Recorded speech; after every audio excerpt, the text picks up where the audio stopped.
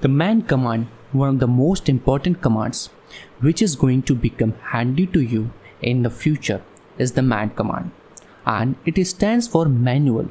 The man command can be used to query and get the manual of any other command. So let's see how we can use man command. So now let's see how man command works. So for that you just need to know in which directory currently I am working on. So for that we just need to type pwd and press enter. So currently I am working on home directory. Okay, so now let's see how the man command works. So for that type man and the command and press enter.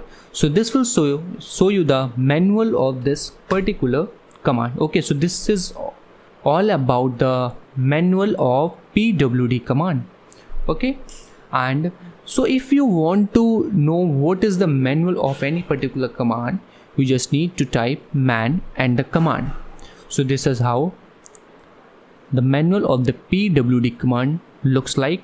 Okay, so now let's see what is the manual of ls command. Man ls and press enter. So after pressing enter, you can see here the manual of this command. So this is how it works. And if you want to know more about, so we have one more command in our list, is that these all are the commands that we can use with ls to find more information about the list. Okay, so now let's see the another one. So for clearing the screen, we just need to type clear and press enter. Okay, so in Windows we use cls, and in Kali Linux we use clear. So the another command in our list is help command. So for using help command, you just need to type the command --help and press enter. So it will show each and everything about the command. Okay, so these are the commands that we can use with the help ls command. So this is how help command works. Okay, now let's clear this screen and let's see how it works for pwd. Help and press enter.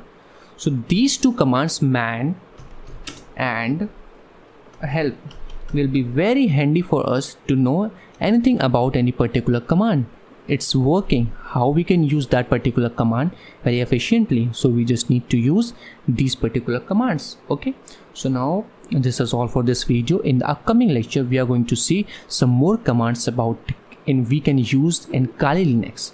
Thank you.